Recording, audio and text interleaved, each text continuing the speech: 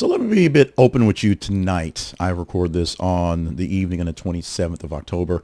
We are 5 days till the end of October, and we're trying to cut a check. We're trying to hit that number for YouTube to pay me this month for just one full month of time, not just splitting it up by port. Because we had a really big early month, and we're trying to make it into where we can have something to celebrate, have a whole paycheck for the month of October. What we're shooting for. However, my Trump derangement syndrome is on a low end because Donald Trump's been flying all day and just hanging out in Asia, not doing any serious trouble yet till he gets to the big China meeting. And while they're still tearing down half the White House right now, and of course, there's still a government shutdown. Oh, by the way, SNAP benefits, feeding your kids is going to end in the end of the week. Nothing's really hitting. Nothing's really coming out that's moving to have a conversation. Then I came across this one and almost went into a corner and balled up and cried for hours till I figured, why not let out my frustration? Why not let out this weirdness that I'm seeing with you folks here and maybe cut a check? This will probably be my least monetized video in quite some while, but hey, we will share this grief together for the time you take.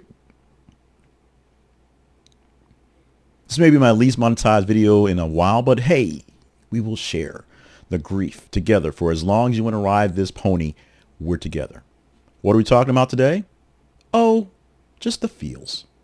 This picture is not a love and revival of Dirty Dancing using old Jennifer Grey and old Patrick Swayze, I guess. This is a new singles event. It's called The Feels. It's drawing attention for sessions where adults pay about $200 to participate in guided consent-based touch.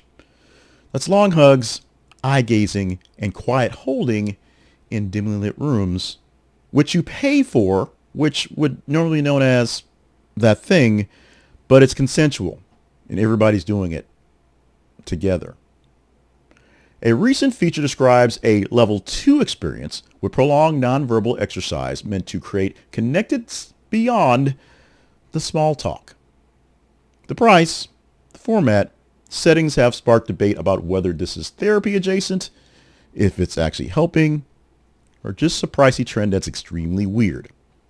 Now, how does it work? How do you get the feels without getting the feels? According to organizers, the feels uses tools from positive psychology, also somatic awareness, and nonviolent communication. Pretty key there. Participants cycle through guided prompts, breathing, eye contact, and non-erotic consent cheek touching. Non-erotic consent cheek touching. Or maybe that's cheek touched. I don't know. Basically, you're touching people, but you're being happy about it, and they're okay with it.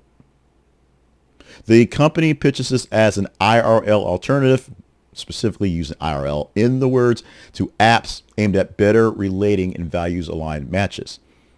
Now, coverage and first-hand write-ups say interest comes from frustration with conventional dating and a curiosity about body-based cues. The format is positioned as a reset. Fewer profiles to go through, more presence, less swiping, more sensing. The Los Angeles Times profiled the model for the summer as part of a wider touchy-feely shift in IRL mixers. And IRL is what they're using, the actual term, not real life, not personal. IRL, which I think makes it worse. Skeptics, which I am one of many, question the science behind the fact that fast intimacy, the safety of dimly lit rooms, where the people might feel pressure to touch to fit in.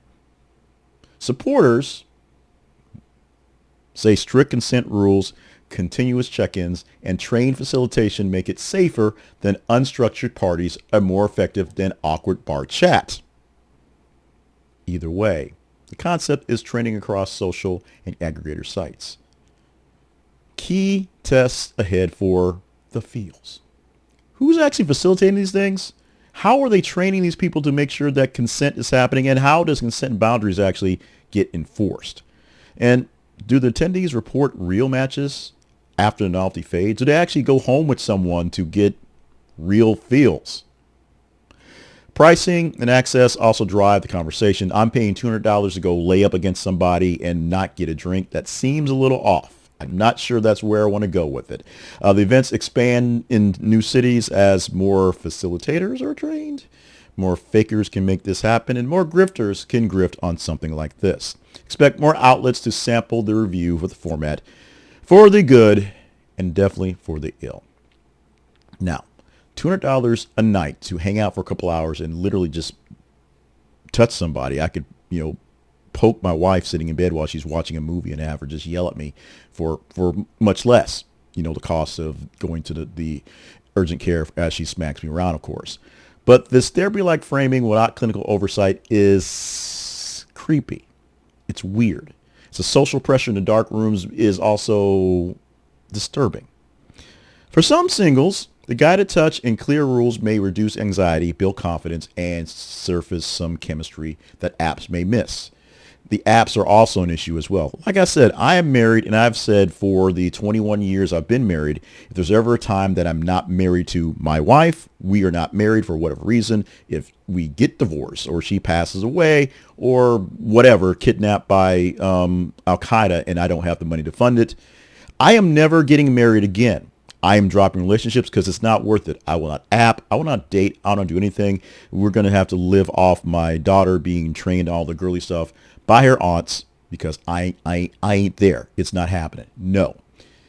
And if this is what I'm getting into, then hell no. The feels.